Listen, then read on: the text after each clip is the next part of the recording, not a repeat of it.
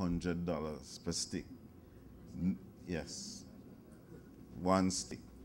Because the persons who had the candles in stock, the vendors on the street had gone into the stores and bought out all of them and just had them hoarded. And the only place you could get candles was from those who were on the streets. And they were selling them $100 per stick. So we try to give you little tips. If you notice on that particular publication, there we had some hurricane tips, trying to encourage you to stock up because it's usually cheaper before the event. After the event, anything can happen. Please step through those. All right. Our presentations usually go into a little bit of the rights and responsibilities. You have rights. We won't take a long time though, because as I said, the evening is a little far spent. But we talk about things like energy conservation, a little bit on money management, but we have had such a fill of money management this evening that you won't deal with that. Okay? If you need to complain, go about it in a methodical manner. We recommend that you make sure you put all your facts together. Try to make sure you have your receipt. That's part of your right as a consumer. And a receipt, as I'll show you in the next slide. Next one, sorry. It must be very specific. You sometimes get these little papers with something that says item 1, $800, paid $1,000, change $200. It has not, what have you bought? If you need to take back the item, how do you convince the person that this is what that was sold to you? So the receipt must be very specific. It must state very clearly what it is that you bought. It must have the name of the establishment, very clear, printed on it.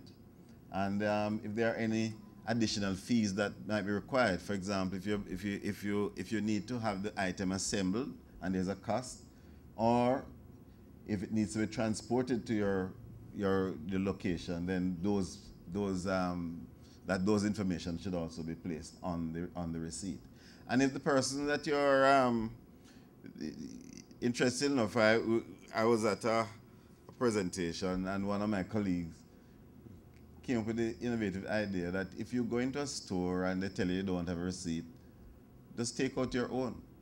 She walked with her receipt all the while. That if somebody, like say, a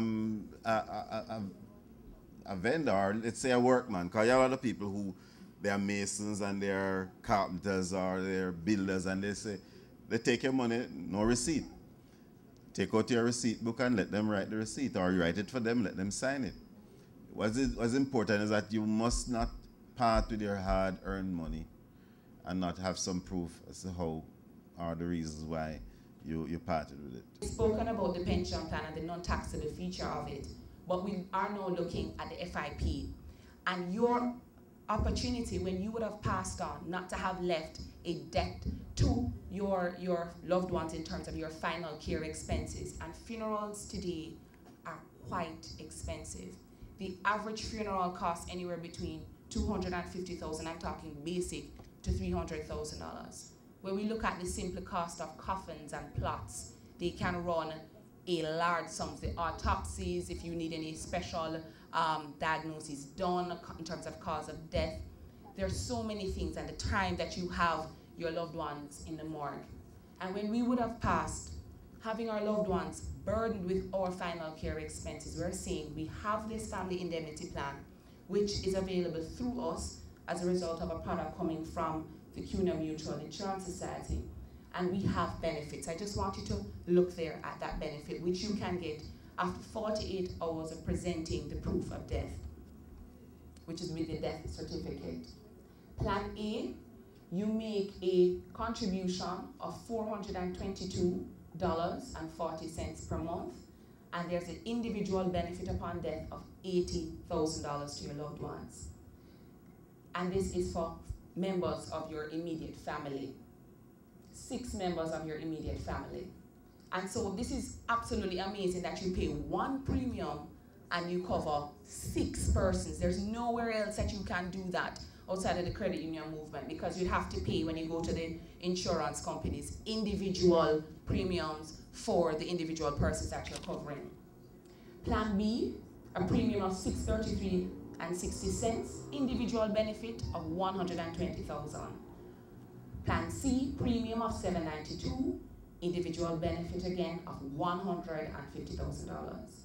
Premium under Plan D, $1,320 per month, the individual benefit of $250,000.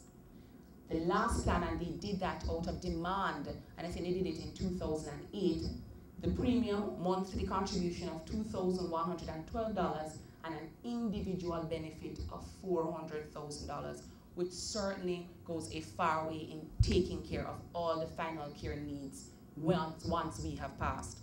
And if we really love our loved ones and the relatives that we will leave behind, these are things that we certainly have to be thinking of, because it is inevitable.